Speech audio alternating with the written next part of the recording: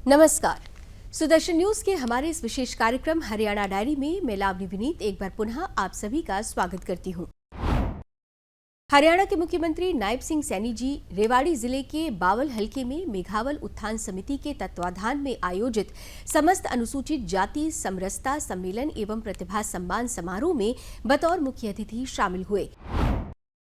इस दौरान मुख्यमंत्री जी ने विभिन्न क्षेत्रों में उत्कृष्ट प्रदर्शन करने वाली 411 युवा प्रतिभाओं को सम्मानित किया। मुख्यमंत्री जी ने कहा कि संत शिरोमणि गुरु रविदास जी ने ऐसे समाज की कल्पना की थी जहां भेदभाव, भय और अन्याय के लिए कोई स्थान न हो।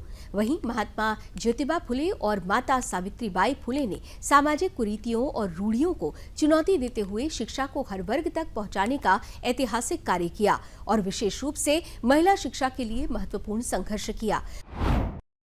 उन्होंने कहा कि बाबा साहेब डॉक्टर भीमराव अंबेडकर ने शिक्षा को सामाजिक परिवर्तन का सबसे प्रभावी माध्यम माना और वंचित वर्गों के अधिकारों तथा समान अवसरों के लिए जीवन भर संघर्ष किया।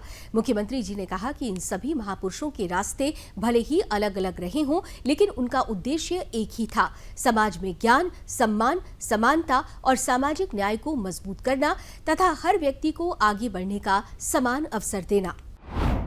मुझे आज इस समरसता सम्मेलन प्रतिभा सम्मान समारोह में आप सबके बीच आने का अवसर मिला है। साथियों, मुझे विश्वास है कि आज बावल से शिक्षा, समानता और समरसता का संदेश निकलेगा, वह पूरे हरियाणा को नई दिशा, नई ऊर्जा प्रदान करेगा। साथियों, आज बावल की इस धरती पर वही संकल्प शिक्षा, प्रतिभा सम्मान के रूप में साथियों आगे बढ़ रहा है। मुझे खुशी है, किसी समाज की सच्ची प्रतिभा तब है जब गरीब का बच्चा भी पढ़े और साथियों बड़े सपने देखे और उन्हें पूरा करने का अवसर मिले। मुख्यमंत्री जी ने कहा कि सरकार का लक्ष्य है कि आर्थिक परिस्थितियां किसी भी बच्चे की प्रतिभा और सपनों के रास्ते में रुकावट न बने। इसी दिशा में अनुसूचित जाति के विद्यार्थियों को शिक्षा और प्रतियोगी परीक्षाओं के लिए विभिन्न योजनाओं का लाभ दिया जा रहा है। उन्होंने बताया कि 2.50 लाख रुपए तक की वार्षिक पारिवारिक आय वाले अनुसूचित जाति विद्यार्थियों को प्रतियोगी परीक्षाओं की निःशुल्क कोचिंग दी जा रही है।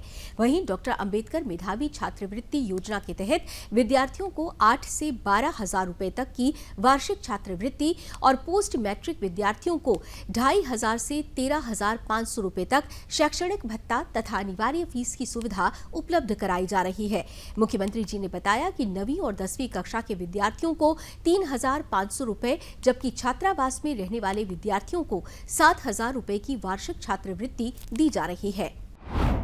साथियों, पिछले 11 साढ़े 11 वर्षों में हमने हरियाणा प्रदेश के अंदर बिना पर्ची, बिना खर्ची के 2 लाख युवाओं को हरियाणा सरकार में रोजगार देने का काम हमारी सरकार ने किया है। साथियों, मुझे खुशी है, अभी मैं यहाँ नंगल चौधरी में एक इंटीग्रेटेड लॉजिस्टिक हब का साथियों आज वहां से पहली ट्रेन चली है, जो एक इस क्षेत्र के लिए आर्थिक मजबूती का एक बड़ा आधार बनेगा।